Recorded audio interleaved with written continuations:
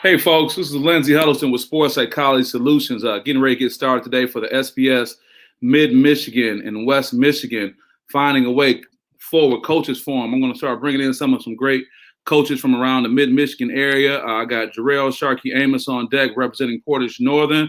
Going to my guy, Coach Dave Jones, representing Eastern High School. Shout out to Eastern. Thanks for all the Eastern swag. Coach, how you doing? Coach Jones, that is. Man, I'm doing pretty good, man. How you doing? Doing pretty good. Well, you coming in loud and clear. I just want you to hang out for us as we get some other folks in here. You're sharing right now with Coach Jarrell Amos. This is my guy, Shark Amos, out of Portage Northern, representing the west side of the state. And, of course, Coach Dave Jones there. I see Coach Casey Keaton getting ready to come on in. I got Coach Casey Keaton in the building. Coach, how you doing, man? Good. How you doing? Coach Emeritus, you was one decision away from you being caught up in all this stuff. You was one I'm done now from being caught up in this. If you'd have said, okay, let me see one more season.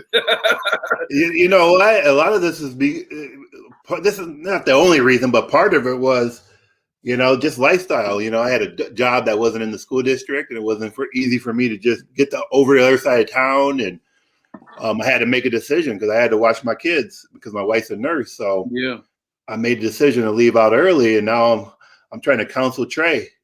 Yeah, he's stressing right now. I'm sure he's fortunate to have you. He's going to try to get with us. You see, we got Coach Dave Jones over here with you. And in the top right corner, my guy, Jarrell Amos, representing Portage Northern. He's the freshman basketball coach, but also very influential in the football program as well. And I'll talk a little bit about that. Right now, man, we just kind of bringing guys together. We're going to have this ongoing shuffling of folks for the most part because there's been a lot of response as far as people want to get involved in what's going on. So what I'll do is, I think a lot of people will go back and watch this from the beginning. I'll just start with you guys and talk about a timeline. I'll talk about a timeline that we've been experiencing so far, and I'll probably go back to that a lot. But at least we can talk about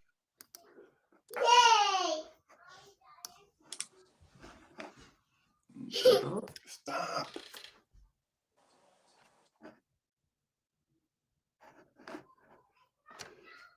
Sorry about that, guys. For some reason, I popped out. If that happens, the show is going to keep going on. But what I do want to do is go back and go over this timeline as far as what's been happening. And again, I'll get a few more people in as we go. So, and then we'll just have some good conversation throughout. So the first thing I'll bring up, we'll go back to, let's see here. I think this would be it. Talk about January 21st, Governor Whitmer announces non-contact only winter sports for practice. Let's just start with that, and I'll start with you, Coach Jones. What was it like when you got that update as far as what was going on with the governor as far as no contact only, no contact for winter sports? Well, for me, I mean, it was kind of disappointing to hear, from the aspect of, for the kids, they keep getting these dates and keep getting excited about, the chance to get back on the court, and then everything is pushed back once more. When we finally start, getting in the gym, we haven't been in there for, it's been almost a year since everything, started happening with the pandemic in March. So, just for them to get excited about it and then, boom, you hear another pushback on the date. It's kind of disappointing for them, and it's kind of hard to explain what's going on, about that, to them, especially like I said, when they're geared up, they're ready to go, they're finally back in the gym, then boom, you hear that disappointing news. So it was difficult for me and for them, of course. Yeah, I get it. We were just joined by Coach Travis Neller representing the Waverly Warriors program. We also expect head coach Rod Watts to join us as well. Travis, just hold tight for a second. I'm just really talking about this timeline as you see on your screen, January 21st when Governor Whitmer announced non-contact only winter sports. Coach Dave Jones, as you well know, over at Eastern High School was talking about that impact. I'll go to Jarrell, and excuse me, listeners, if I call him Sharky. Me and my man go way back. That's my frat brother. That's number love. But Jarrell, I want you to tell me what you thought, and then I'll get Casey and Travis to give me their thoughts as far as what they were going through when they got the news of non-contact only winter sports on January 21st. Oh man, we our entire program, varsity, JV, and freshman, we were ready to go, man. We were, thinking that we were going to be in the gym. We were going to be able to full go. I know that there was mention that we would be able to start like in December, I think it was. And we had been doing like the Zoom calls, the Google Meet calls, and so installing a lot of our offense where, just so kids can be able to take those mental reps and seeing it, on screen and, just preparing them so when we do get in the gym, we can kind of hit the ground running. So when that January 21st came, man, kids were just like, I think the younger kids probably like my team, they were a little, upset about it, but I think it was more those, those older kids, those seniors who've been waiting and just, been so nervous about there not being a season, man. So I think for the most part, the older kids probably took it a little bit tougher, where the younger kids was like, all right, it's cool. But it's still, when I'm, practicing with them during the no contact, it's like, man, let's do some 5-on-5s. And I'm like, no, we're not doing anything to get shut down. So it was tough, I think, all around, but more so for the older kids. I want to stay on that point real quick before I go to KC and also to Travis. Here's what I'm getting, and my background, and most of you guys on this call do, but for anyone who's watching this and not familiar, I just want to say that it's going to be really important for the coaches to push the whole protocol piece. Because as you know, this is all being dictated by numbers. And if those numbers come back, particularly to Governor Whitmer or the Department of Health, and those numbers are right, things are going to get shut down and possibly shut down to the point where they won't return. So as you make that comment talk about how hard it is, and maybe KC and Travis, you guys can share that too. Well, how hard it can be and how coaches may have to play the bad guy role. Not that you don't get that title enough, right? Coaches are the stepchildren of sports. But you may have to play the bad guy role when it comes down to emphasizing following protocols and standards. So, Casey, I'll go to you, and we'll get you too, Travis. So go ahead.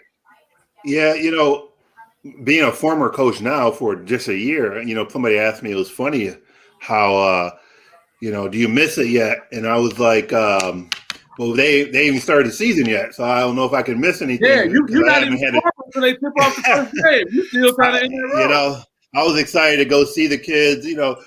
You're right though, Lindsay. It's important to follow all the rules, and I know Dave and I know Travis personally, and I feel for them. Like I said, I feel for Trey because Trey, this is his first year, and he's trying to get things organized, and they keep getting pushed back. And I know how important it is over at Waverly and over at Eastern, especially just from being from this area, that these kids have that outlet. And these kids, I see some of their parents, and they're just disappointed. They didn't have football, especially in the Lansing School District. Now they're having to struggle through this. And even going back to last year, we were in the district championship, and we never got to finish last year's season. Right. And so now the coaches got to go through this year with not even starting the season. So, and all the uncertainties surrounding that. If I can add to that point, we've been just joined by Milton Barnes, a great friend, great coach, and we're going to definitely make sure Coach Barnes gets some time. Coach, I'm glad you're able to join us. But, Casey, can you go back to that point that Lansing in particular took a special hit? And I know Coach Dave Jones wasn't feeling it. I know Coach Travis Neller probably was laughing because Waverly is not in the Lansing district. But I'm talking about for our viewers who don't know, Lansing shut down quick, fast. So there was no opportunity for football for Lansing. So for you, Coach Keaton, as you were preparing to transition, and for Coach Dave Jones, it's been a double hit. But I just want to add that as Travis get ready to add a point. Trav, go ahead. Yeah, definitely to echo off of what Casey said, though, for the Lansing schools, as soon as when football was announced that, they weren't going to have football. Sorry, my dog's in the background. That's okay. He working. He's trying to earn his money. No, the first thing that popped in my head, though, in case you mentioned it, was the outlet. A lot of, especially the students in Lansing, like Casey mentioned, but even Waverly, we're not in the Lansing School District, but we have a lot of students that, live in the Lansing area, and sports, that's their outlet, man. And the one thing that I've taken from all of this, I don't want to jump all over, but what I worry about is when my guys aren't in the gym, I don't know what they're doing, and sometimes that's not a good thing. So yeah, I just feel that we're just weathering the storm and just doing what we can do and trying to get through this and keeping them busy. That's the biggest thing. Go ahead. I want to keep you on. I know you have some other special resources that you access as well, just with your quote unquote day job. I don't know why, but people think that all these coaches on here got those big time Izzo and Juwan Howard contracts. I guess every now and then we got a day job. You want to talk about some of the resources that you're connected with, and maybe I can see if I can pull something up while you're doing it. Yep. I can, if you want, I can just put it in the chat. That might be easier. The direct link. I have it right here, Lindsay. Is that cool? Yeah, put it in the chat, and then I want to see if I can pull up something. I know you had shared something with me as well. So for my job, I work for Eaton Risa, which is an intermediate school district in Eaton County here in the Lansing area, and my coworker just developed a community resource guide that's got everything from physical activity outlets within the area, like the Boys and Girls Club, to whatever it may be, to resources out there that pertain to mental health. We know right now that that's a big deal for our student athletes. So yeah, the resource guide, it's really big, it's really lengthy. But it is a really valuable resource. And if you have any other, questions, or you would like to, have more information about this, let me know. Coach Jones, I can for sure get a copy over to you guys. So if you would like that, maybe in a hard copy, let me know. But again, it's just a community-wide resource guide. And I just thought it was perfect timing because depending on what happens, going forward, a lot of our, student athletes. If you scroll down, Lindsay, it should be like right in the middle. There should be right there. Yep, right there. That. But yeah, just like I said, I know there's some coaches from around the state. This is primarily for Lansing area, but I'm well resourced in in the school. So if you guys have any questions or would like more information, let me know. And I'll stop there, Lindsay, and I'm going to put my email here in the chat too, my work email. Okay, that's wonderful. We'll make sure we share that. I want to thank you, Coach Nella, for doing that. I want to go to Coach Milton Barnes, and I'm also going to invite in my guy, Coach Marshall, Coach Kevin Marshall, representing the Bridgeport Bearcats. Shout out to my guys going up north. I appreciate you, Coach. But we have Milton Barnes here, and I got to give an introduction. For a moment, KC had the most coaching chops on the call, but when Milton Barnes came in, he kind of just got you got all the candles on the birthday cake, Milt. I'm the oldest guy, huh? I've been around longer than everybody else, huh? Before we get into what you were saying, I want to make sure that you talk a little bit about what we talked about offline, Coach, especially when it related to different demographics as regard to health and age, and what your concerns are as a coach's coach, both from the NBA level to the collegiate level and now the high school level. You've seen it all. So just make sure you add that in your comments with us, Coach. We're happy to have you join us right now. Oh, thanks, Lindsay. I try to keep in perspective, all the things that I've seen and done, and try to apply where things are relevant. And first and foremost, you're dealing with young people, and you're dealing with their futures, and you hope to have an impact in such a way that you have a way of helping them succeed in life. But COVID has presented a whole new problem, element that none of us have faced ever before in our lifetime. And that element is a life and sometimes death situation. And I think we've got to keep everything in perspective, no matter how much of a sacrifice we have to make, because we have to value our lives, our own lives as individuals, but we also got to be concerned about the welfare of the people that we're trying to impact. So it's a whole another ball game that even I don't have, with all the experience I don't have I don't have any answers really, other than just do what I think is best. So at the end of the day, I'm in that vulnerable category of being over 60 years old. Hopefully I don't have any underlying health issues, but I think I'm fairly healthy, but still as an African-American man, I'm vulnerable to the COVID. And so, so it's important to me personally that I make good decisions and I make good choices to sustain my life and my livelihood. But also take into consideration what else can I do, because I am a coach. And I guess you could consider me a lifer as a coach because of my commitment and my passion for what I do. So I've got to find a way to be creative with how I'm trying to continue to impact the lives of young people. So that's what I continue to do on a daily basis. I continue to work with the kids that I have at my disposal in Jackson, and continue to make sure I have alternative plans in the event that we don't have a season here in Michigan.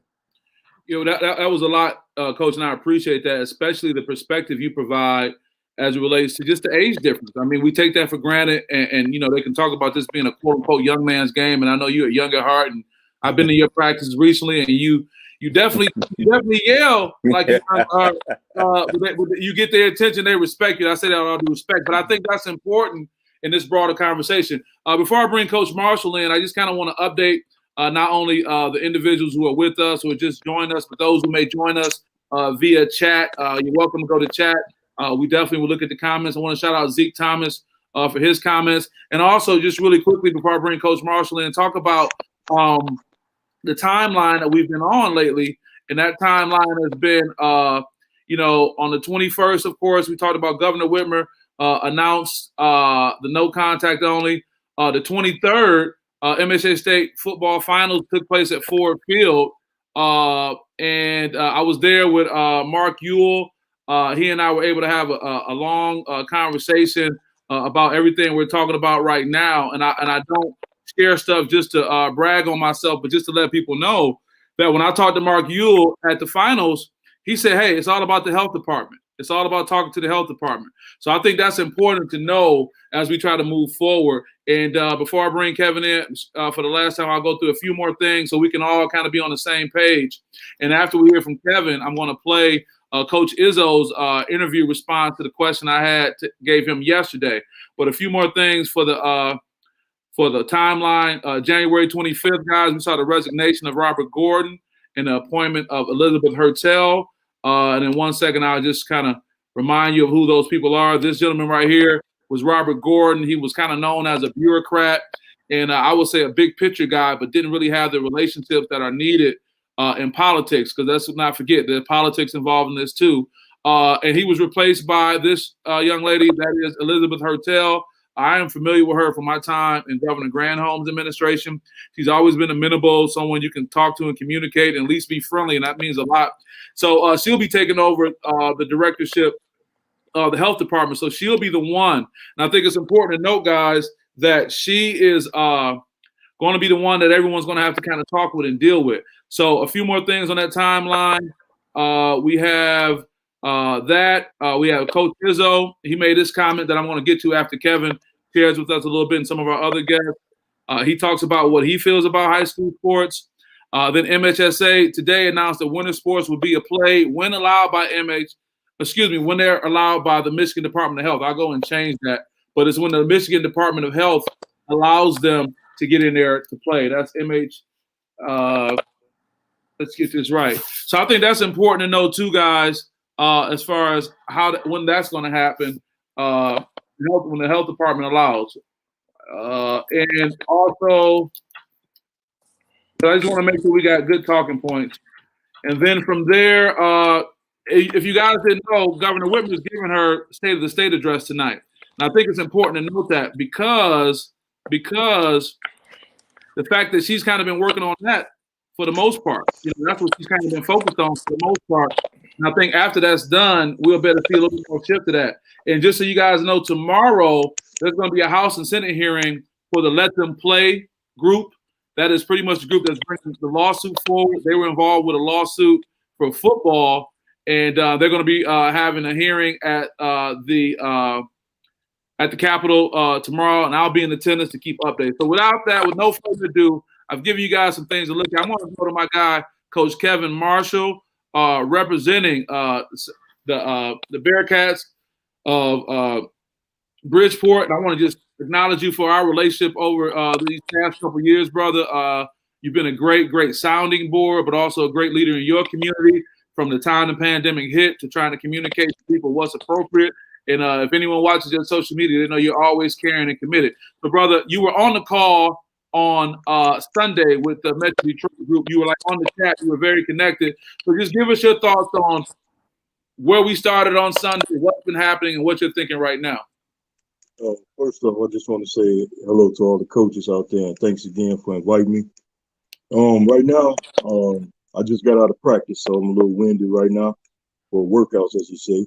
But it's about these children at the end of the day. Like last coach just said, we know that we got to keep everybody safe, and that's the biggest thing, regardless. But my whole take is that we can't allow kids to lose out on something that most of our kids in these inner cities need.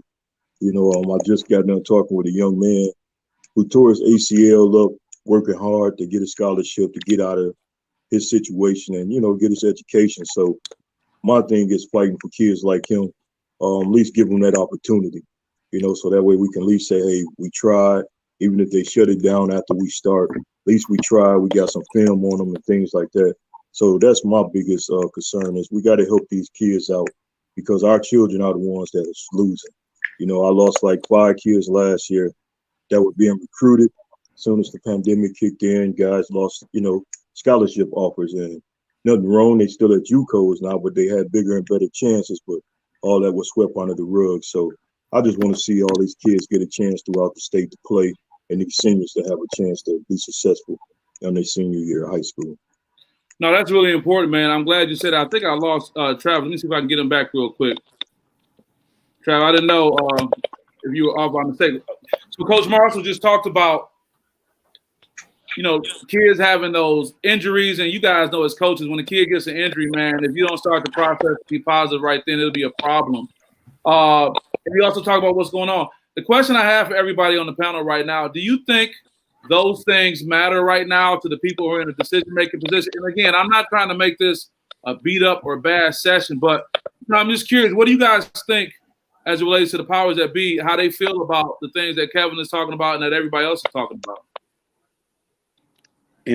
I think, can I just say this? I think the Department of Health is responsible for the health of everyone in the state, not just athletes or not just one community. They're responsible. They got to make decisions that they think is in the best interest of everyone. MHSAA, I've told you before how I feel about MHSAA personally. Yeah, I know, Coach. But MHSAA is going to make the best decision for MHSAA and not taking anything else into consideration other than what the health department says.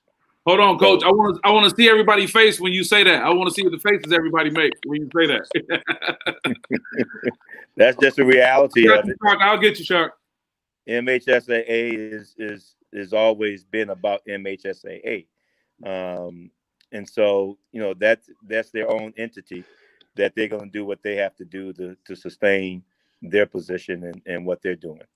But I think all of us as coaches, I just left a parents meeting, and I had to make sure that they understood, in spite of these conditions, I'm going to find a way to make sure our kids play somewhere, somehow, because that's what we got to do.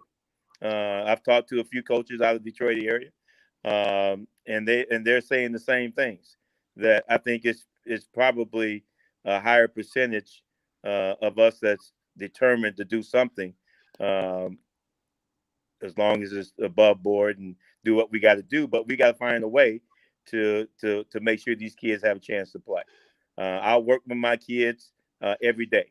If I'm not allowed to coach outside of Jackson High School, then so be it. I'll find someone else who can coach them in the game. But I'm going to work with my kids every single day that I possibly can. It's great.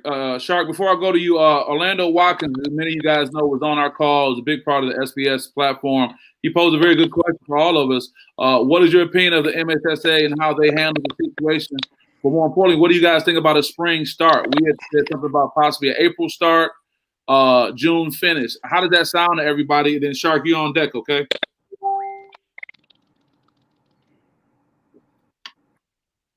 I just want to say, Lindsay, I just want to say that, going off Coach Barnes, he has a point there where the MDHS or whatever, the health department, they do have you're right, you're dead on. They don't care. They probably don't care much about athletics. They're caring about everybody in the state. So my take on that is the student athletes they need somebody to fighting for them. And I wouldn't think that. I would think that the MHSA would be the one doing the most fighting for the kids and really making every case they can as possible and being persistent with that so the kids can get back and play, making that case to the health department. But who knows if it's, who knows what's happening? I don't work for the MHSA, so I don't know how much of a fight there is. Well, let me add to that, and Shark, I'm going to bring you in. To your point, Casey, it's funny sometimes when you hear something, you see something, you can't unsee it. And I just remember being in politics and kind of knowing how these things go. It's like, in all due respect, people not over there getting up jump shots on the weekend. I mean, when I was in Governor Granholm's administration, it's kind of like I would have been that guy, but there's no one like me in that role right now. And I say that with all due respect. So that's not really a big thing. And then on top of that, I said this on the call on Sunday. You guys remember UNLV and talk to Shark and the fact that he had a non-athletic president. So you know how you can have an administrator that is like, okay, I'm indifferent about sports. We've seen it with our principals sometimes, and who knows. So to Casey's point, there's not this big groundswell. But what concerns me is everybody getting up in arms. Yeah, we want to play, and then for some reason they not follow the necessary protocols. So with that being said, I'm going to go to Shark. I know you had your hand up for a second, and I'll be happy to get anyone else. Go ahead, please. I was just going to say, man, we know that kids are smart and they can see things for themselves. It's a difficult question that I get, when kids seeing other states playing.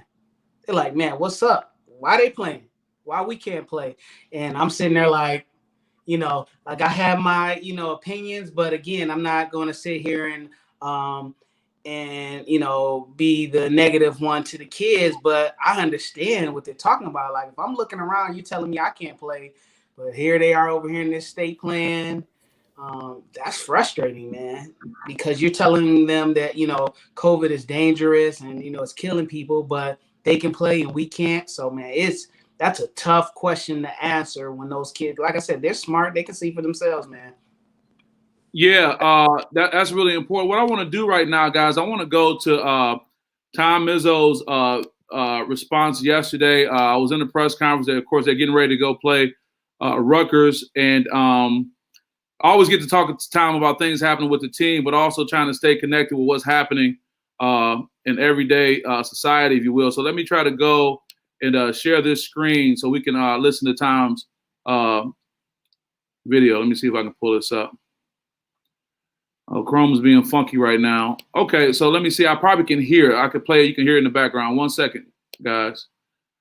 Here we go. Next to Lindsay Huddleston. Thank you. Hey, Tom, congratulations on getting a chance to get back. And sorry to hear for it's an echo for a minute. Kind of sticking with the theme of these long pauses. High school sports in Michigan. I know you've been hearing the rumblings of what's happening. Can you guys hear that okay? If and when they do get a chance to play, Tom. Yeah, I hear you. What advice can you give to players, coaches, and parents regarding the mental transition, especially playing with the COVID protocols, the strict COVID protocols? Well, I wouldn't worry about the strict protocols. I would say do whatever you got to do to play. Just like I've said from day one, I think we could have, if Restaurants, to me, could have been open if people would have followed the protocol. The reason they got shut down, and I agreed with it, because people don't follow the protocol. So, I've heard there's volleyball players playing and they're all wearing masks. Well, you know what? Maybe not quite as convenient. Beats the hell out of not playing. So I would tell these parents that just stick with your kids. Unless you're going to keep them in your home, not moving. I don't think on athletic fields, especially some of our sports, that they're going to be worse off.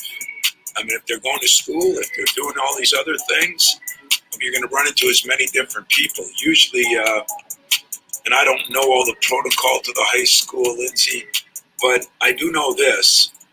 As I look at our players, and I've gone through this, and I went through Christmas, listen to people say you should go home, you shouldn't go home, you do this, you do that. I do believe this, that players, the more normalcy they can get in their life, the more students, the more regular kids, parents, the more normalcy you can have, probably the better off you are mentally. And if you're mentally sick, is run down, depressed, then it starts to become physically. You get so. I just say that with my guys, I'm so happy to have them here. I'm proud of our place, that they've tried to do everything we can do here medically to keep our guys playing, because I think that helps their self-esteem and their, mental approach to things. And geez, before I'm done, I gotta, be a politician. I gotta be a psychologist or psychiatrist. I gotta be all those things.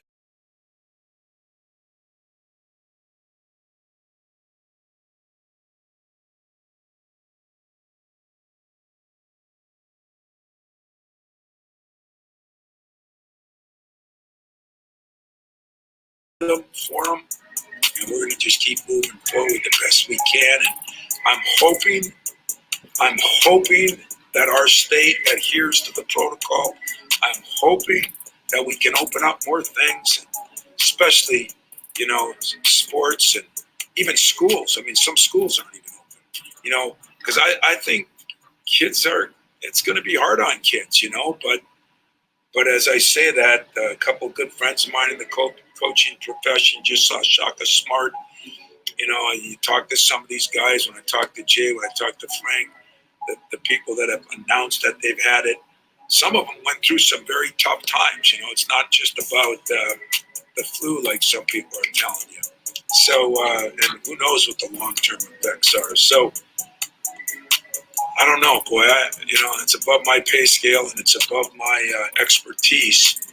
But I do believe this, that mental health is important, and be able to live and do the things that you're used to doing, I think, is important. I would tell those parents that support your kids, wear your masks, keep them as safe as possible, go through the protocol that you got to go through, and hope we can get back on the field or court or track or math or whatever the sport may be. Okay, that is Michigan's most popular non-elected official, the highest paid state employee in the state right now, I want to say. And I'll go to Milton Barnes first. That's Coach Izzo, like he's been a friend of many of us, has been a close personal friend for you for a very long time. So I'll just start with you. What do you think about the depth of Coach Izzo's statement on that, Milton? Well, it's probably pretty similar to what I've said as well. Yeah, it sounds like y'all rode in the car together. Like, I was talking. I guess we've been around each other long enough. We tend to come up at the same school of thought. I guess our ages are pretty close too. But I think Tom has the right approach, and I think that's good advice that he's giving. As long as we follow the protocol, I've been blessed to not have had the COVID, but unfortunately, I know people who have, and I'm sure other people on this call know some folks that have experienced it as well. But and unfortunately, I'm dealing with a close friend that didn't make it. So that's part of it. It's a tough thing to deal with, but it's a reality that we have to deal with and we have to address. And then put in perspective exactly how can we do what we all love doing, and how can we do that's going to help impact the lives of all the young people that we're dealing with. Yeah, very good. And just as a note, if you guys didn't notice, I mean, we celebrate. I shouldn't say celebrate. We recognize the tragedy of a year passing of Kobe Bryant, but in the same sense, we found Sekou Smith, well-known NBA writer, passed due to COVID. And that's like really real. So going That's back what to I was referring to. That's what I was referring to as a friend. Oh, that's your guy, Sekou. Okay, I'm sorry. Yeah, I'm sorry, man. Wow. See how close that gets? And I think we get lost in that.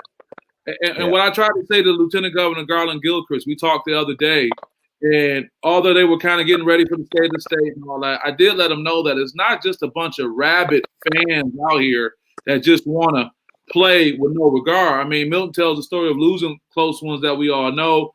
We all know how our communities are affected with that, particularly community of color.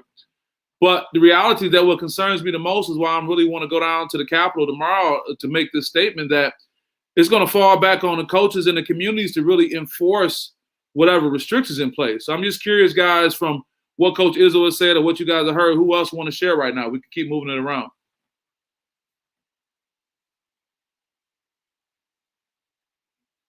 You act like I asked y'all to run a suicide or something. Like, or should I say we go run if we don't get some? Coach, you always got something good to share. Marshall, what you got for me, Coach? I support what Izzo said, and it's like all us here. We are gonna do the right things and take the right precautions for our kids and everything. One of the biggest things that I took out of what he just said too is the parents supporting, because I think us gentlemen as coaches, we gonna go over and beyond for our players and the kids, but we need those parents supporting as well, helping us to keep the kids sane and things like that. It's just it's hard sometimes too, because we're trying to keep these kids focused, and like Coach Barnes mentioned that the mental of these kids. So I don't know, it's tough for me, but I support what Izzo said. Yeah, I know you and your community, just like all the coaches on the call. I mean, you're pretty much a pillar in your community. Football season, basketball season, and talk about, guys, what it's going to be like, because there's a political nature to what's going on. And that Cardi want to come in, Coach. Young Cardi want to see what's going on. There's a political nature to this, because then you get into that mask, non-mask type thing, and that's another reason for me wanting to share that message at the Capitol, because let's just talk about it. Wins and losses. Yeah, Alabama won the national championship, but that means another team lost. There was a political win back in November, and another side lost. And just like that other side is still sitting there feeling some kind of way. So my biggest concern is the political nature of this and the kids getting caught in the crossfire and kind of being left out. What do you guys think about that?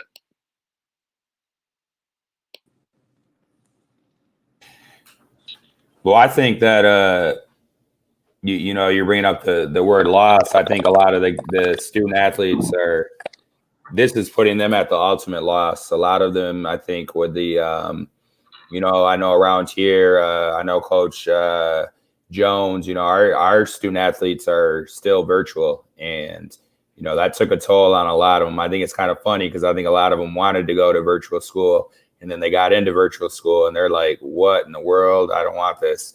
And then, they don't have that human interaction and the mental health aspect of it.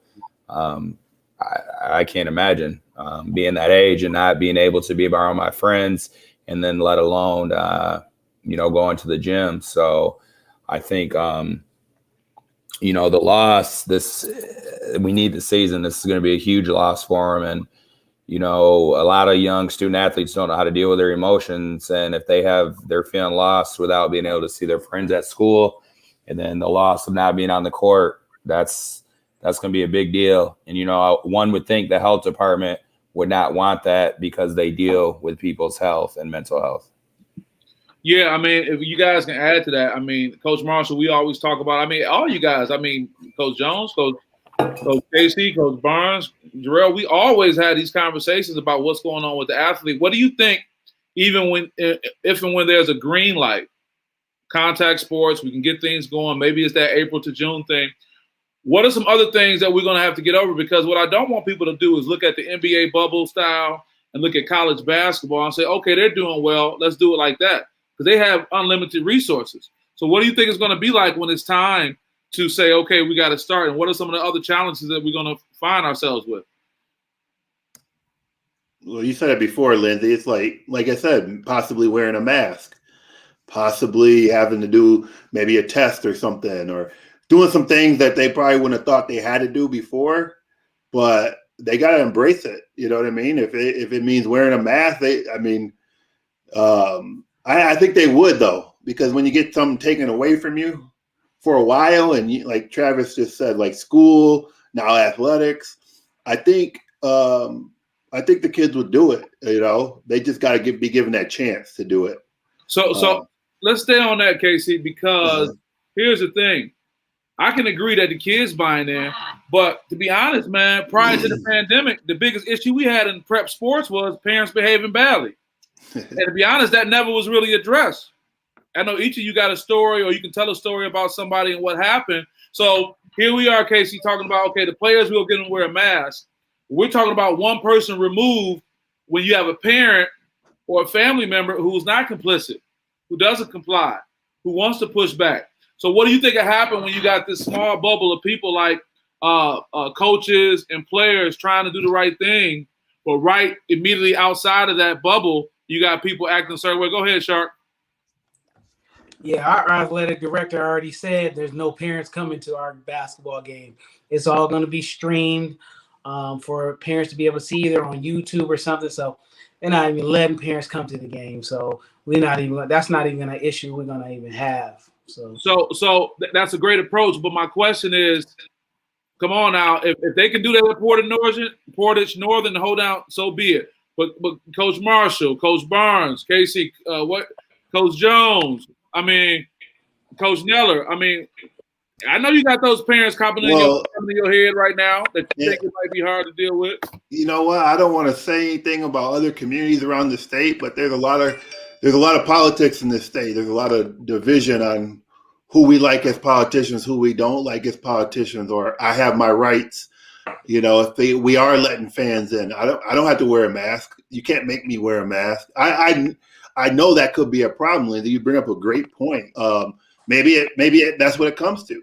Maybe, you know, it's going to be a problem either way. Hopefully these parents are adult enough, and I've dealt with a lot of parents. Some are not. And you wonder where their kids get it from sometimes. Just like Izzo said, hopefully the parents will support the kids and allow them to have something given back to them, and just, you know, shut up and let them participate and step back a little bit, you know, because, you know, we've all dealt like this as coaches. You know, everybody's mom or dad or cousin think they're the best player on the team. They want them to be scoring all the points. But it's nothing new that we would be dealing with, obviously. But I could see where it would be a problem if somebody came into the game and didn't want to wear a mask or didn't want to comply because they don't think they have to. But I don't even know where that message comes from. Yeah. I guess Portage Northern, you know, you can say that, but then I'm coming to watch my son play, and you can't keep me from doing that. So I want to see how that athletic director handles that. I'll just be reading the paper down in Kalamazoo area. Yeah, and I want to add to that too. And we're gonna see what happens. We're gonna keep do a Portage Northern watch. But you know, I think it's something to be said too, man. A lot of people make this about socioeconomics, particularly lower socioeconomics. Oh, because that community is not as financially strong, they may have a problem. But it's the affluent communities too. It's the communities with the influence. And what'd you say, Shark? Those moms, those soccer moms, if you will. You can't tell me. While we talk about that, as we get ready, I want to acknowledge Dr. John Hagins. He said, do any other coaches feel there's an athletic proposal or model that they can work with? Thank you, Dr. Hagins. That's also our guy, our close frat brother, me and Jarrell. It was the best man at my wedding. John, I appreciate you shouting that out. What do you guys think about that? And also, he's a leader in the school, too. This is a school leader talking about a proposal that you think you guys could work. If somebody asks you now, if they said, Mr. Huddleston, we like the group you got together, and I got a few more people I'm about to bring in right now, About to bring in Coach Watts is getting ready to come on. And we got Coach Dickerson as well, representing Midland, getting ready to come on. Happy to have you, Coach Watts, representing Waverly. Hey. 1 second. And also happy to have you, Coach Mark Dickerson, representing Midland. All I want to do is say the word Midland Mafia. I've been waiting to say that for a long time. That's great. Send a statement. We'll get you guys in right now. But right now, what's happening, we just listened to Coach Izzo's discussion, his response, that is, to my question I asked yesterday about playing. And what we're talking about right now, Coach Watts, Coach Dickerson, is really are the student athletes may comply, because Coach, I know I come to your practice and I be feeling like I got to run sometimes. What about the parents? You know, we're concerned about parents. Jarrell, representing Portage Northern, said their athletic director already just said, hey, there are going to be no parents at the games. But, you know, Casey made a good point. What about that parent to say, oh, I'm coming. You can't stop me. So what role do coaches play in kind of holding the line a little bit, pushing back, being bad guys? I'll just get Coach Rod Watts to introduce himself and share. Then I'll get Coach Dickerson to do the same thing, and we can get the discussion going again. So, Coach Watts, it's on you, brother. Hey, how are you? Glad to be here, Coach. I apologize. Got caught up in practice, and you know how that gets to be. Sometimes you can't leave. So I understand. But yeah, well, you know, it gets to be tough when you get a parent that doesn't want to, if that's what the rule is, that they can't be there to comply. But again, if I'm a parent, in which I am, I'm going to be ready to support, my child. And so, yeah, that's going to be a tough call if you can't have two people, you know, like they did with football at the beginning. If you can't have two people to come and support you as a student athlete, you know. Yeah, that's tough, because as I get ready to bring you in, Coach Dickerson, here's the thing, you know, everybody's literally going to the Capitol right now. Everybody's talking about, I want my son or daughter to play, if you will. But when these restrictions hit, like Coach Amos said at Portage Northern, when the AD says, no, nobody's coming in, you know, how hard do they really want sports to come back if they can't participate? And I'll throw that to Coach Dickerson, representing Milton Dow High School. Welcome, Coach. Yeah, thank you. You know, I'm not only a coach, I've also got two kids in one middle school, one high school. And, you know, there's certain nights I'm hoping to be able to go watch my daughter play. And that's going to be a tough thing, you know, when I can't go as the parent, you know, be having to watch on video. You know, how am I going to handle that as a coach when I know I got parents, you know, I've already got parents that are saying, hey, if we can't come, can I be at the score table? Can I run your scorebook? Can I help with video? Can I be your water boy? So I've got parents that are getting creative with that. Not yet. Ever, huh? This is going to be the best year ever for parent involvement. No, that's good. But, you know, I think these are things that we got to take into consideration. I just had Coach Dale Beard join us, representing the Sexton Big Reds. My guy, DB, we're going to bring you in for a second. Man, I'm looking at this picture, man. It looks so good. I got all these great coaches who are great people in their community. I think it's important. But what we're talking about right now is the role that the coach has to play to go into the community, go into the barbershop, go into the local watering hole, and start talking to these other community stakeholders. Because we all know you guys can go do a role that many can't. I want to go back to Coach Watts for a second and get his thought on that. Then I want to bring Dale Beard in. Coach, you know, Watts, just talk about when you have a relationship in the community like you've had with the programs you've been with, and when sometimes you get called upon to be the person, not to be the bearer of bad news, but to be the person that can go fix something. Can you talk about that a little bit? Oh, well, you know, that's you know, that can be kind of tough sometimes, because you know, you're carrying all the weight on your shoulder, and you know, you want to be as politically correct and as diplomatic as you can be. But yeah, sometimes, like Coach Dickerson said, you know, sometimes we have to be the bearer of bad news and deliver that message. Yeah, I appreciate that. We got my guy Dale Beard in the building. My guy DB representing the Sexton Big Reds over there. Look at him. Check, I got the Sexton Big Reds representing. Coach, I appreciate you. Talk about from your experience. I mean, you were able to be part of that amazing Everett State Championship team. You got some friends out in LA. One of them real tall. They say he do magic tricks. They call him Magic. That's your right-hand man. So you've had perspective from playing overseas, and now you brought your talents back to Lansing to coach. Just tell me what your take is on everything, and what do you think is one of the best ways to move forward with everything? Let me get you off mute. Go ahead. I'm sorry, I had you muted, Dale. Go ahead. Hey, how you coaching doing, man? Good. Hey, well, first of all, man, yes, moving forward, and this would be, the thing where we all must, follow the protocol, and I think if we do that, I think we start looking up for it. So all of us, this is we all going through this. And hopefully that we can control this thing by us doing what we're supposed to do. And once we do that, we'll be fine. And, until we get these numbers down, I think that's going to be the key. And Right. I appreciate that, Dale. And Dale said getting the numbers is going to be the key. Where do you guys see us moving forward? We got like half the amount of time to go.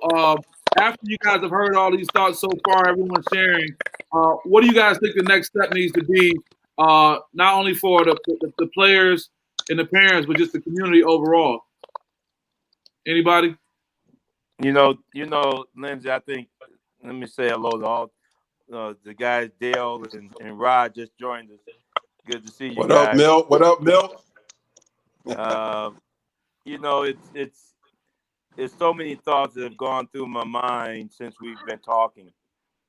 One of the things that I've told my parents, and we in Jackson, we are going to allow parents to attend the game, because, well, at least the home games anyway. So I think it's important that we have an alternative plan. Back to the question I think your doctor friend asked, is there any model to follow that might be another option? I think the biggest thing is finding an alternative for our kids whenever we're going to be allowed to play and under whatever circumstances. I have, because I'm involved in the community, and I wear many hats. I'm not just a basketball coach, as I'm sure all the rest of these guys are doing other things as well.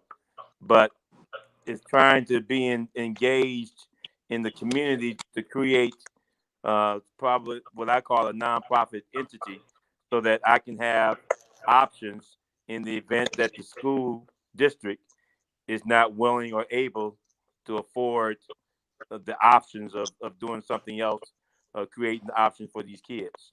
So that's one of the things that I've tried to put in place, making sure that we have an alternative plan to follow in the event that we don't have winter sports. Well, Milt, you're always the entrepreneur. I appreciate you getting me down. I got you, Sharp, getting me down to the playwright events that you do for the Greater Jackson area, the Albion area. So you kind of brought up a good point, and I'm glad, because that's another subject we got to get on. What are we going to do if MHSA continues to put out almost archaic type rulings? For example, I'm going to get confirmation Friday. I'll be on a press call, but it said that if your team plays out of state in the bordering states, Indiana, Ohio, Wisconsin, you will get a 3-game suspension. But if you go beyond those bordering states, you won't. Like if you do like some schools have done and flown to Arizona and played for a week, or go down to Florida, you won't. Also, it's been stated that if you can get another suspension. A team or a player can be ineligible by participating in anything. So it seems like there are all these heavy layered rules that really kind of lock you in at MHSA. So I guess my other question is, how real is the idea of people leaving MHSA, even if it's for a season? And do you think that's going to bring a strain? I'll go to you, Coach Watts, because you were nodding your head. What do you think about that? Hey, Lindsay, I caught that last piece that you guys did down in Detroit. You know, when you had Uncle Chuck and you had Hatcher and all those people there. And, you know, it's come up before, you know, of leaving high school athletic association.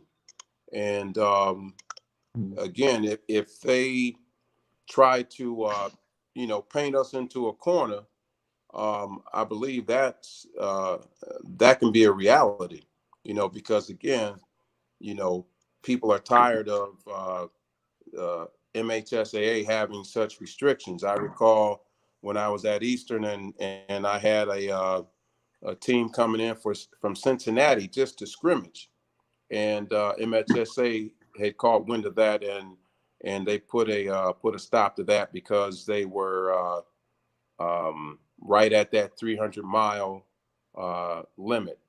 And so that's going to hurt MHSAA. That's going to hurt the High School Athletic Association if they continue to put those restrictions on. And, you know, I know that the other thing that those guys brought up in your session the other day, you know, is, you know, they probably should have planned for us to move the winter to the spring and just instead of yo-yoing us back and forth. Okay, it's going to be January 26th. Okay, it's going to be February 1st. Okay, it's going to be February 21st. You know, that's what's getting people heated. You know, you keep waving a carrot and taking it away. Yeah, and that's tough. And to that point, I appreciate you having eyes on us the other night as I get ready to change the screen back. Yeah.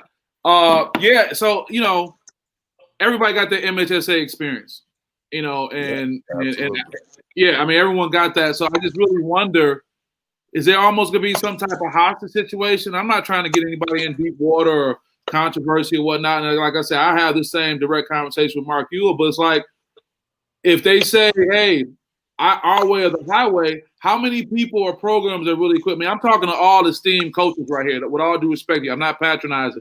All you guys are the man, you know, with your program. But a lot of coaches don't have that flexibility, Coach Watts, to be able to say, I'm going to step away, Coach Marshall. Coach Keaton can because he ain't coaching no more. But I'm just saying, you know, what's going to happen when it comes down to people trying to have to make a decision about what they're going to do when it comes to that? What do you guys think? Well, first of all, you got to have the, from what I understand, it would have to be the whole school. And it wouldn't just be basketball. It would have to be, you know, all sports. And so that might be tough. But, you know, if you've got a athletic director and a superintendent on board, yeah, that's very possible. I got you. We've just been joined by Coach Brian Dutton representing Gull Lake. He just had a really great practice. He just had Coach Hawks in there representing Western Michigan. Shout out to the Broncos. I know Coach Hawks is transitioning. I see Coach Amos excited because he got another West Side brother over there. Somebody representing West Side. One more thing. This is probably the only guy on the call who played in Moneyball and had his black J's on to match his Moneyball uniform. He stayed sweet all the time. Shout out to Coach Dutton, man. What's going on, man? How you doing? Doing well. How about yourself? Good. Thanks for jumping on with us. I know you have been listening to our first call that we had Sunday. You've always been about moving things around. I know you're very active with BCAM and sharing their information. So just from everything that's been happening, just give me your perspective, the Gull Lake perspective, the west side of the state perspective, or just your overall idea of what's going on as you finish up with your players today. Yeah, I mean, it's been, I guess every day we're just trying to keep them excited and motivated, but it's been pretty tough to do when you keep just taking away everything from them. I couldn't imagine right now being a senior, even a junior, you know, getting your years taken away. So doing everything we can to keep them motivated. But at the end of the day, as a coach and player, we're at the stage now we want to know what we're going to be, you know, what's to come. Do we got to start travel basketball? Do we need to start AAU now? You know, either tell us we're going to have a season and let us play or or cancel it and let us cancel it instead of keep dragging them on, because at this point, I think kids are really starting to get depressed about it. And it's just been a different time. So we're hoping for the best, but at the end of the day, we need to start doing what's best for these kids, and that's to get them playing, because they're missing out on opportunities. Yeah, you make an excellent point. I see all the coaches nodding in agreement. So with this consistent thing, we're seeing that like the coaches get it. It seems that the people who are in a position to make decisions haven't really responded now. I mean, is the window getting smaller and smaller? Is there something we can look at and say, hey, man, if we don't get this going by, 1st of April, or have a commitment by like mid-March, there's a chance we may lose the season. What do you guys think about that? I think something has to be done as far as that. I think, whatever it is, if they're going to have, if they're not going to have a season or whatnot, I think us coaches should try to find a way to let the kids play, especially if they're not playing a spring sport. I mean, I know my senior guard, he missed out on track season his sophomore year. He was a 6'5" high jumper. He missed out on his junior year track season, missed out on district championship in basketball, and now he's missing out on senior year of basketball. It's unfortunate. So we need to do something for these kids. So with that being said, and I appreciate everybody. So what is a collective message coaches can have, you think? What are some basic principles and things that, the coaches can have and say that can really get people to kind of be on the same page? What are just some basic things that we can say as coaches that we need to do and focus on, that maybe people can hear this message and say, okay, the coaches said that's probably the direction we need to go in. Go ahead, Jarrell. I would just say, just give us a shot to try and play. You talk about, wearing your mask, social distancing as much as possible. I mean, the MHSAA has put in, different, rules, modification rules to play. Like, there's no jump ball. Like, let's just try it.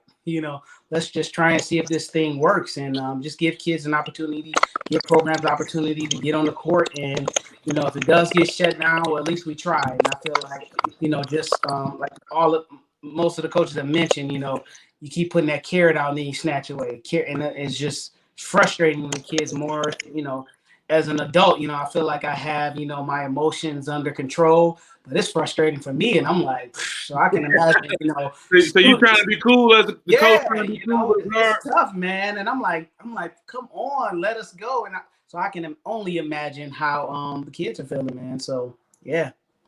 Yeah, no, you make a good point, Jarrell. And I think probably the reason they have that start-stop, because there's not like a liaison, a person right there to walk it through. So like I said, the governor is having her State of the State tonight. And I know from my experience in the Granholm administration, the State of the State, man, that's all hands on deck, probably for like 4 to 6 weeks. You're getting data, you're getting information, you're trying to invite the Coach Marshalls, the Coach Keatons to the event.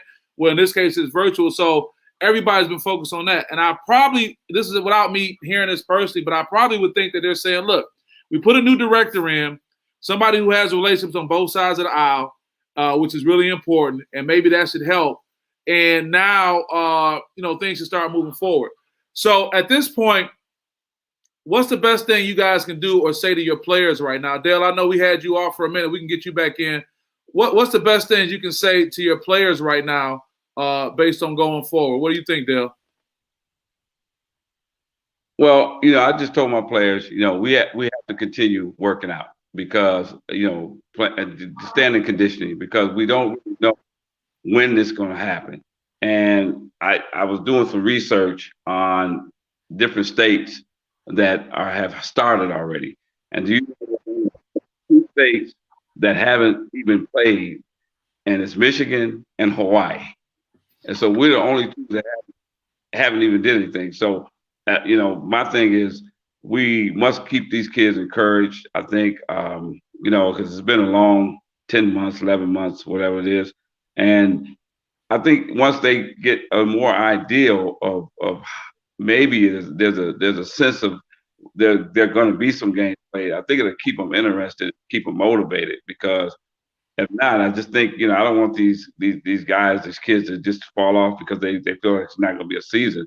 I just feel like that if we keep them encouraged and let them know that there is hope, at the end of the tunnel there. I think that's going to be a big key for us. So, so just I feel like I just got to keep them encouraged, man, and just let them just keep working out and keeping them in condition.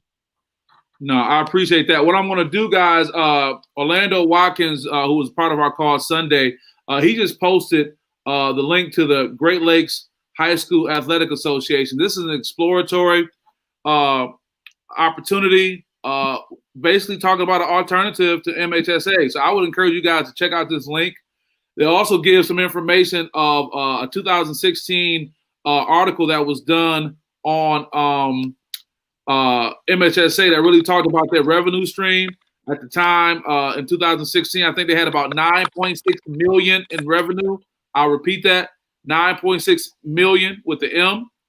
So some money is being made, yet and still a lot of coaches and schools are kind of locked in. I see Coach Ryan Watts like, oh yeah. you know what, Lindsay? Going back to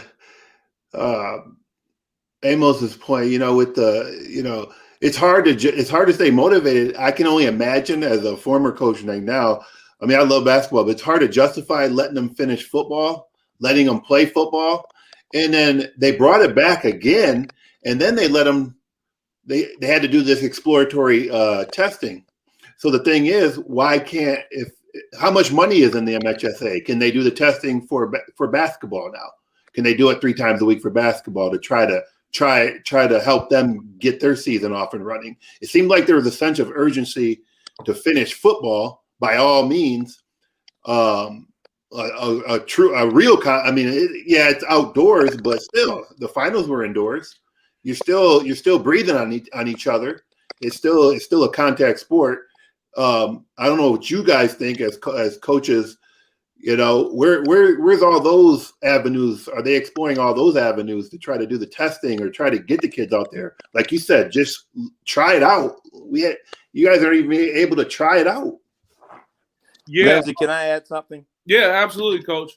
Thank you for that, Casey. My signal is bad in this small ass town over here in Albion, so that's okay, man. I gotta hurry up before I get cut off again. Hey, you had to go stand on the roof. You on the roof right now? I guess so. Shit, you're in these small towns. Shit, you can't get no damn signal. That's all right. But let me say this, and I'm not political, particularly when it comes to MHSA. But they'll probably on the telephone. But the big thing for me is, I told my parents tonight that we're gonna do what we got to do, and our calendar is going to extend until September when school starts back again. So whatever the hell the MHSA does, I really don't give a shit, to be honest with you. Okay. Yeah. I'm gonna do whatever I got to do to make sure my kids have a chance to play. If I got to take my kids and disguise us as a different team because I can't go under Jackson High School, then fine, that's what I'll do. But I'll have somebody else coach. If I'm worried about being that I'm vulnerable at my age, then I may have one of my other coaches do the coaching. But the bottom line is, we're going to continue on. So I'm going to keep hope alive, Dale, simply by telling them we don't give a shit what MHSA does. We're going to have a program, and we're going to play somewhere. And I don't care what they say. I want to go to the comments real quick. Thank you for that, Milton. Tamara Hunt Williams. I want to shout out Tamara Hunt Williams. She was on with us Sunday watching, and she posed a really good question. How many other states COVID test high school players? Is it a common thing? I don't know, guys. I mean, all I know about NBA bubble and the money they spend, of course, college basketball. Well, I don't really know the resources, but I do know. Shout out to Ray Hatcher, who talked about you can get COVID tests. No, that was Coach Cooper from Dansville, couldn't be on with us, so they can get the test. Also, let's go back to Orlando Watkins' comment. Have any other coaches even had any issues with COVID during this practice start period? I know, Milton, you talked about your concerns, but I'm just curious for you, Coach Dickerson, has there been any issues in that community up there for the most part? Start and stop. Share with us a little bit. Oh, let me get you off mute, Coach. I'm sorry. Go ahead. Oh, still on mute. We haven't had any There we go. I got you. We haven't had any players who have tested positive. We've had some that have had close contact, and so they've had to quarantine. But it hasn't been an issue. I know one of the other varsity coaches here in town just came out of COVID for themselves, but it really didn't impact the program at all. And so even kids that I'm aware of who've had it, it's been just a real quick. They got it and they get over it. Within a couple of days, the symptoms are gone, and they're just sitting at home twiddling their thumbs with nothing to do. So it hasn't even been an issue of any significant impact. I've coached seasons where we've had the flu go through our team, and half the team's out over a period of 2 weeks. You're playing with 6, 7 players some games because you got all these kids that are sick, and I haven't seen anything like that. It seems like all the safety stuff that we've been doing with testing the kids, having their temperature and making sure they're washing their hands and trying to keep the distance and non-contact stuff, it seems like that's working. So I don't see why we can't keep going forward if what we've been doing is working. Right. Well, it's good to hear that. I'm just curious, when you talk about Midland, Coach, can you paint the picture of that area from a geographic standpoint? I mean, I know what it is, but many people don't. Talk about the social economic, just to get an idea of the diversity we have on the call right now. Sure. Yeah. Midland, our community is the world headquarters for Dow Chemical, Dow Corning, what used to be now Dow DuPont. So, 2 Class A high schools in Midland High School and Dow High School, a lot of white collar, highly educated, affluent people. Not always a lot of great basketball players, but it's not always just about winning games, right? It's about working with players and working with kids, influencing their lives. And so we do have a lot of medical personnel in our community, people that work at our hospital. They're very involved, very, very conscientious about the health aspects of it.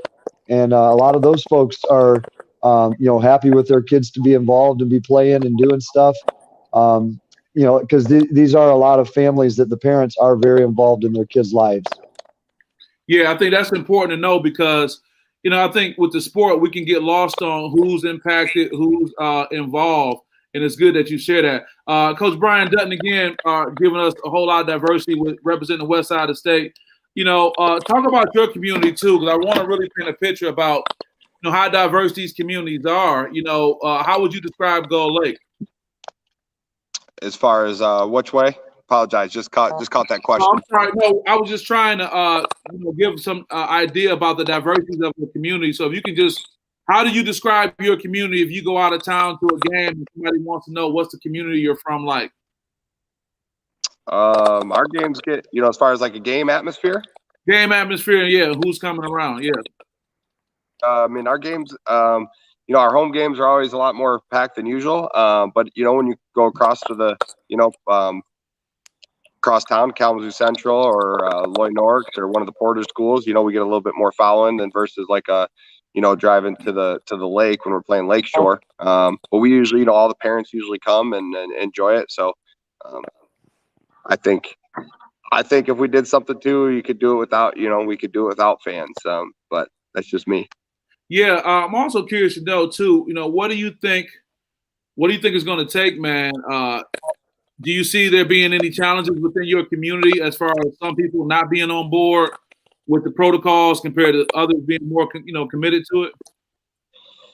I think we have more majority of people saying, let the parents decide. And, if the kid and parents feel like it's not their year to play, then let them be the ones to decide that and let the ones that want to move forward. Because I think you're going to get majority of more kids and parents allowing them to play than not play. And I think our community would back that as well.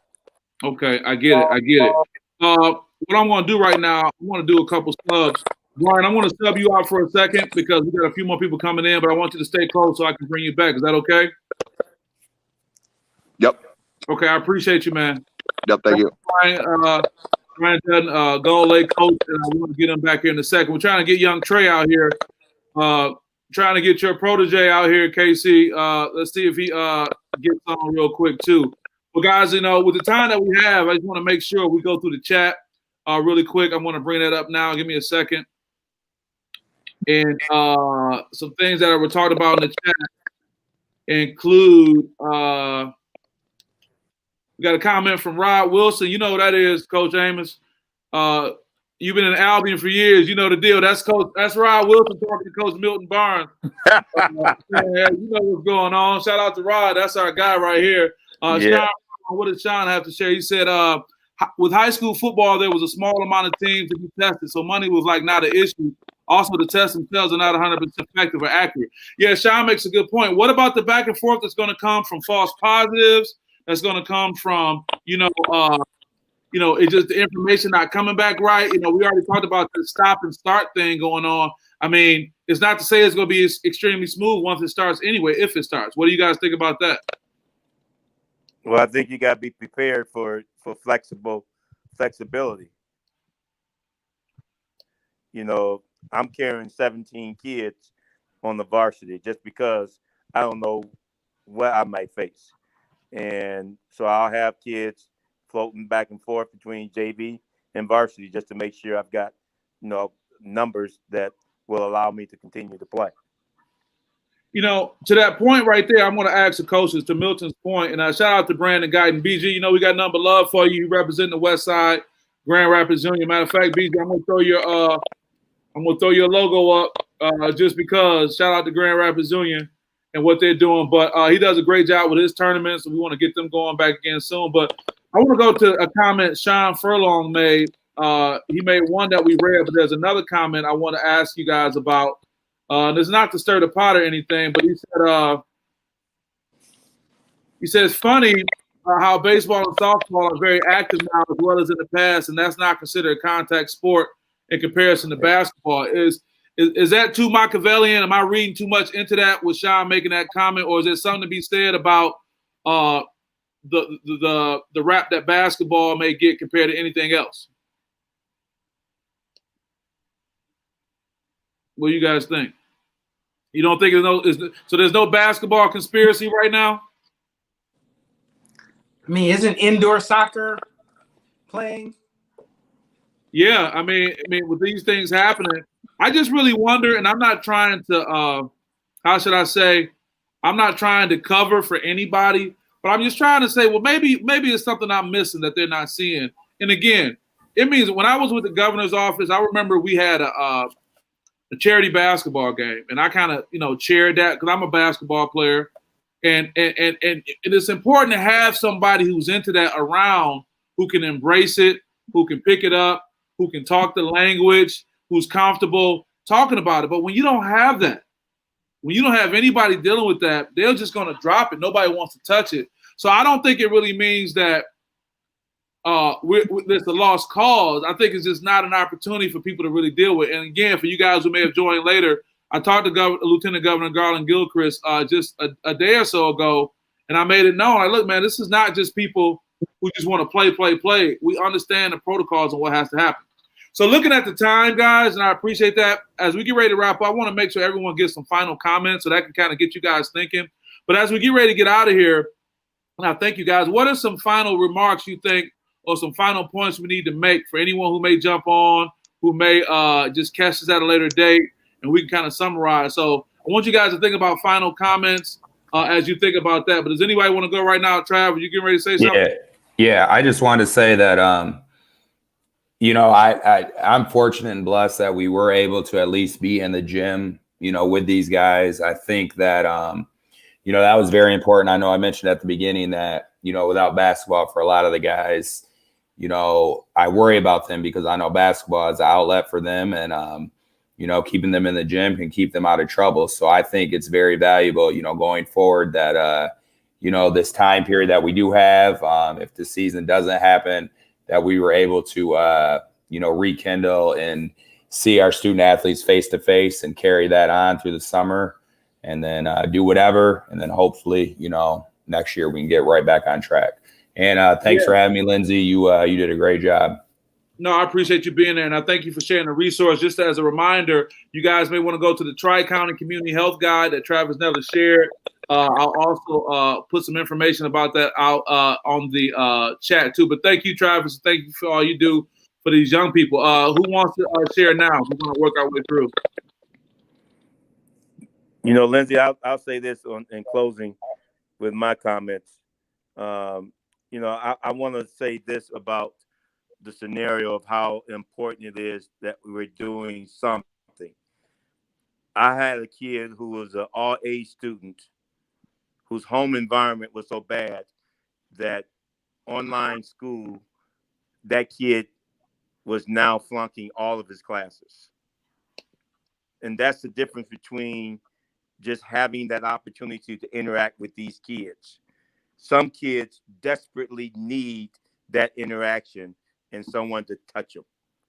And the schools, I understand that they have to, you know, break it down and not have in-person school all week long, but it's hurting the kids. It's hurting the kids. And we've got to find a way that's going to help these kids. I think that's the bottom line. You know, what our roles are as coaches and as educators is important. And we've got to continue to try to be as creative and yet as supportive as possible of the kids in the communities that we serve. Absolutely. And right on time, Alvin Douglas Bonds, a name you know, is shouting you out right now, saying good job, coaches, and thank you. Brother Bonds, that's my guy right there. Appreciate you. Very good. So who can I pull in next? I'm waiting on Trey Adams. Trey is here. I don't know if he's doing a book signing right now. I know Coach Adams got a book deal. I don't know if you can hear me. I'm just walking out of practice. I'm in the car. So Trey. Okay. Well, it's on you. We're going to wrap up. Do you want to talk right now, or you want to get settled for a second? I guess I'll get settled. I'm in the car. Okay. Well, I'm going to go to someone else when you're ready. If we can get your face on too, that'd be good. But just let me know when you're ready. We'll get you back to wrap up.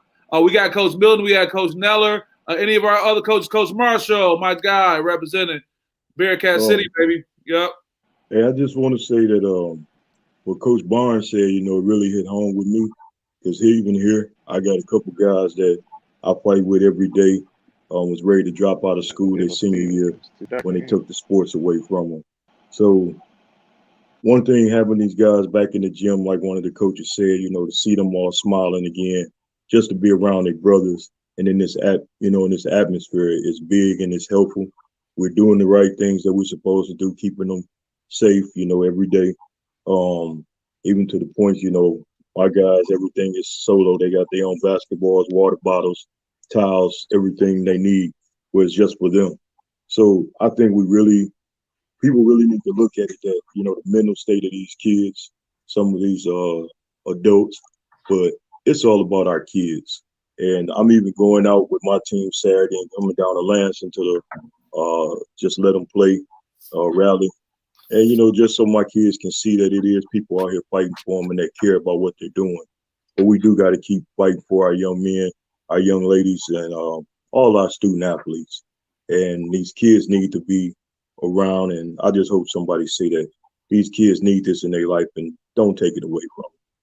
Yeah, very well put. And that rally you mentioned is this Saturday at the Capitol, Let Them Play rally. That was the group that was actually involved in the lawsuit regarding football getting back on track. And as Coach Marshall mentioned, they're going to be rallying on Saturday at the Capitol. So people are coming out for that. And I think there's also going to be an element at the Capitol tomorrow being Thursday. Thank you for that. Any other coach want to step up?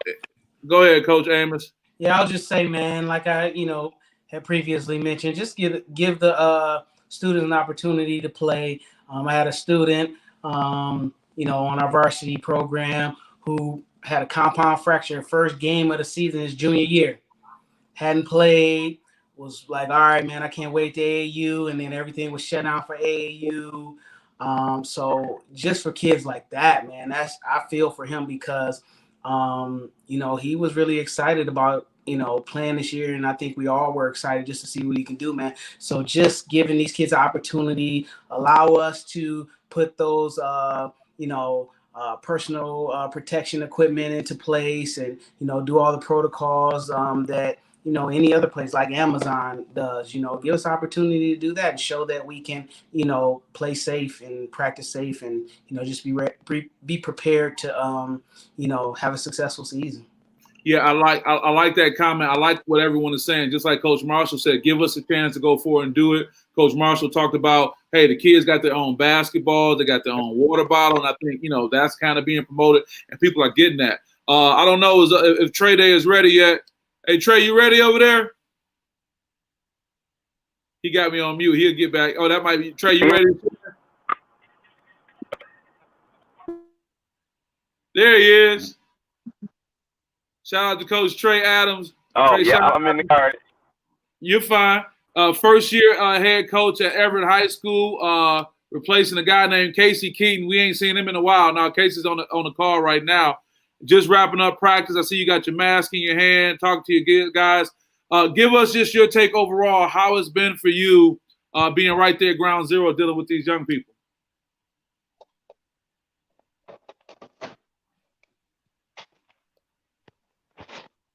I think you might be muted. You check you're muted, Trey. Go ahead, Trey. There you go. Hear me now? Yeah, I can hear you. Okay. Yeah, it's been difficult, as I'm sure that has been for everybody. I don't just be prepared for anything. We're trying to stay ready. It's kind of deflating when you're given a date and you're trying to keep people engaged. Just doing everything. So just be creative with the boys, keeping their spirits up and just being prepared for anything, which is kind of hard to do. I know they're in different situations, going to school from home and everything. A lot of them grades I've seen they aren't where we would like them to be. But talk to people out here, like the whole district is having a hard time. But I just tell my boys to not let that be an excuse. They have some adversity. And I want to say, how to get back. But I love to see for them to get a chance to play with all the other schools as well. And hopefully we get that opportunity and try to stay positive for them to win and they're ready to play. So I'm just trying to stay positive for my boys. Well, great, Trey. We appreciate you. It was a little choppy, but I think all the coaches kind of got the gist to talk about, overcoming the adversity, and everybody can relate to you coming out the gym right now, late night, getting some of your players home and things like that. I know Coach Casey don't miss that part too much. No. You kind of looking with a little laugh right there too. Hey, Coach Watts, can we go to you for any comments? I echo all those same words and sentiments that the other coaches have because, we all know that the athletics play a major part in, a lot of our kids getting through. That's something that they need. One of the other things is that it's tough because they see their fellow student athletes, football players, or whatever sport it might be. They see them play in the fall, and then we have this opportunity, and it's looks like it's being slowly being snatched away from us, and that makes it tough on our kids that play basketball or that participate in a winter sport, especially when we weren't able to finish, and it seemed like they really broke their neck to get the fall sports finished. But I think one of the things that the whether it's High School Athletic Association or whoever, they got to be careful because there's some programs here that are going to go rogue if they haven't already. Whether that be sending your team down to Ohio, to Indiana, wherever they are playing at, and like Coach Barnes mentioned, okay, I may not coach, but my guys want to play. They got to play. They feel like they want to play. So, as long as I'm not coaching them, they really can't say it's Waverly High School. As long as Coach Neller isn't coaching, they can't say it's Waverly High School. So, they're going to find a way if we don't get that opportunity. I'm certain of it. Yeah, And then you're the right. last thing I want to mention No, go ahead, is please. that I'm really interested in that Great Lakes High School Athletic Association. Okay. Okay. If they got some bread, and they ready to make some moves, I think that there's going to be quite a few high schools programs that'll be willing to jump ship. Yeah, I think so. And before I get our last comments on, the comment you guys see on the screen now is from my mother, Patricia England. She says, sports has saved many young people. Continue to support them. Great thoughts and comments. And the reason I bring my mother into it because, I'm sitting here right now committed to sports because of the support she gave me. And we just got to understand we have to keep being advocates. So, Coach Watts, I appreciate what you're saying. And you do make a good point about the role opportunity that may come up for people if something isn't done in the immediate future. Coach Dickerson, I want to make sure I get you too before we get ready to wrap up, and I'll get Coach Keaton. And DB, did I get you? I got to come through and get you too, right, DB? I'll go with Coach Dickerson for right now. Well, I appreciate all that you guys are saying. Lindsay, you're doing a great job with this. I told my players tonight at the end of practice, I said, I feel this is my 24th year of coaching basketball, and I feel the least prepared as a head coach of any season ever, because how do you run non-contact practices? All these different things. It's like brand new to me. But then I followed up saying, guys, I think this might be my favorite year ever, just looking at their attitudes of they just love being in the gym again. We had voluntary workouts over the weekend, and all but 4 guys from the entire program showed up, and 2 of the 4 guys texted me just right before saying, Coach, I was planning on coming, but family things came up. It's just like they just want to be in the gym. We finished conditioning and everything, and instead of going home, they all just pick up a ball and start shooting, go rebounding for each other. They just want to be in the gym. They want to be playing, and I think we've got that responsibility to do everything we can to give them that opportunity. And I hope MHSAA is able to pull something off, or at the very least, pull away all the restrictions that put us in a bind and let us go coach our kids, even if it's driving them down to Ohio and Indiana. Give us a chance to play and give us a chance to keep influencing these kids' lives, because it's got to be about the kids here. And I hope that all of us, I know we've got that desire. I hope the MHSAA will get on board with it, and that the state government will let us do what the other sports are doing. Because like you said, baseball, they're already going at it. They've already got their preseason stuff. Workouts are going on. Football just finished. Volleyball just finished. Give basketball a chance. Yeah, very well put, Coach. I appreciate that. And also I appreciate you bringing some great representation to what we have representing Midland. Again, Senator Jim Thomas, I knew from my political time, so I just want to shout out them and all they do. And everybody don't make their way to Midland, man, but it's a beautiful town. You got to make your way through there, Absolutely. Let me know if you ever stop by. I'll give you the tour. I sure appreciate it. We got a few more round us off. I want to go to Coach Keaton. If you can give us some final comments as we get ready to wrap up. And I want to appreciate Coach Watts as well and Coach Amos for staying on as well. But go ahead, Coach. Yeah, I just want to say, for all you coaches that are still listening or on the line, I'm gonna pray for you guys, and because I know how much we care about the kids. There's a lot of late nights, and you really want them to be successful. And like Coach Dickerson said, it is truly about the kids. We don't do this for the money. Obviously, we do it because we love the game. I'd be lying if I say I missed coaching, but there's a lot of other reasons why I got out of it. But this is some, COVID was one of the reasons, but I'll leave that right there. But I'm just saying, hopefully you guys get a chance to play. I would love, my goal was to come and watch everybody play and watch some of the kids I've coached, throughout the years in AAU, and just enjoy myself, not having to be in the grind, because I know the grind. And, like I said, I know, when Coach Trey was talking about our kids slipping, I have kids still calling me from Everett from last year that I coached. They're struggling. They are struggling in their classes. They're struggling, You know, I mean, sometimes they're home alone.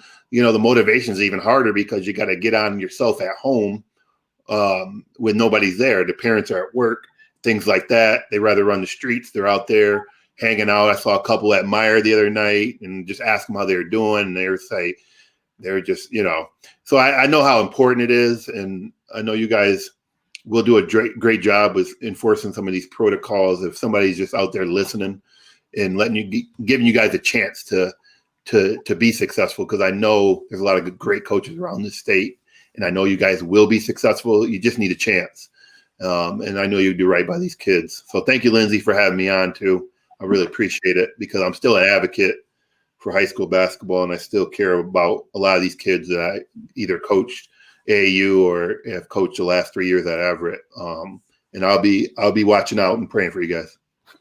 Hey, that's appreciated. And absolutely, definitely had to have you on. You've been a stalwart in this community. You received me, and I appreciate that. And I think we're going to be okay. And my hope is that anyone who's watching this, whether they watched it live or watched it later, can take in all the great information all you guys gave from your perspectives. And just as we get to the point of what's next, that we can be prepared. But you are going to be the guys who are going to lead them, because you're going to lead the young people, and the young people are going to influence the community. So I take my hats off to you.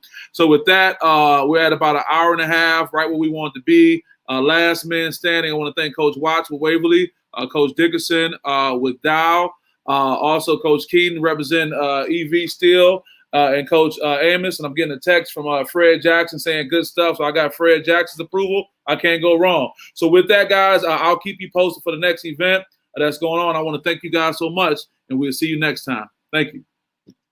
All right, guys.